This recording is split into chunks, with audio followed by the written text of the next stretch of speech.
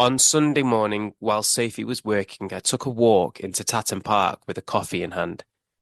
About 15 minutes in, I glanced to my right and saw an empty bench by the lake. I sat down and watched as the wind rippled gently across the water, and despite the walkers, dogs, and planes overhead departing Manchester Airport, it was incredibly peaceful. For 292 days, I've journaled daily. I try to do it first thing in the morning before anything else, though that doesn't always happen. Sundays are different.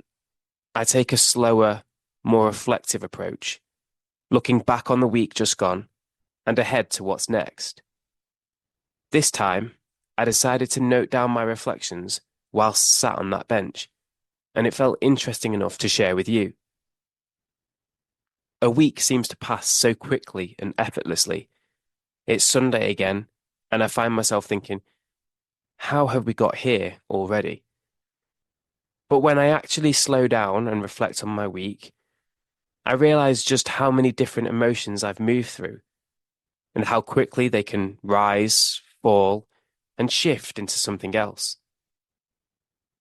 This week alone, I've felt gratitude for what I have, frustration at being sick, fear and anxiety about my business and direction, excitement for the future, sadness and disillusionment at the state of certain things in the world, pride in reinstating my boundaries, relief after a transformational coaching session, and understanding of the subconscious programs that have been running for years and where they came from. Even though the week felt like it flew, there was a huge amount happening beneath the surface. Some moments feel like they were ages ago, but they were only last Monday. We move on from things so quickly, the good and the bad, that we often forget to give ourselves credit for what we've felt and learned. When we allow ourselves to sit and slow down, clarity comes, emotion softens, things start to make sense again. Being sick this week was frustrating. I couldn't train, and even small day-to-day things left me tired and out of breath. But it forced me to pause, and in that pause, I noticed more.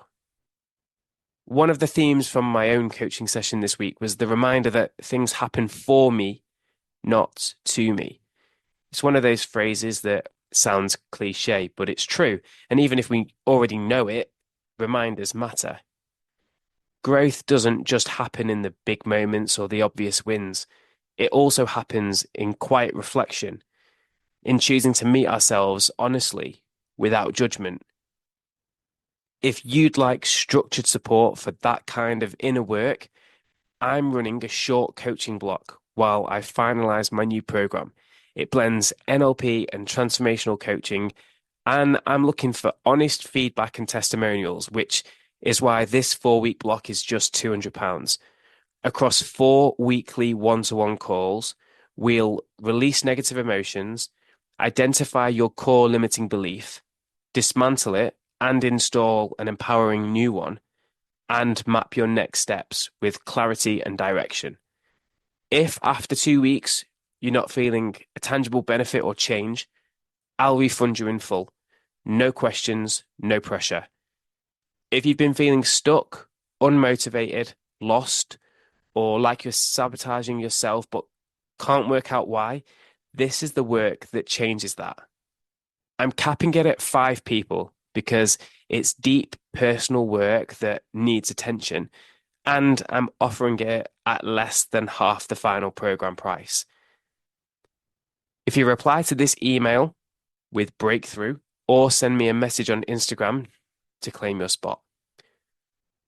Until next time, P.S. The podcast is back. I know you're probably getting a sense of deja vu, but episode 1 is here. You'll be able to find it on the same page that you're listening to this on. I've got guests lined up in the coming weeks, so let's hope I make this one go beyond 4 episodes this time.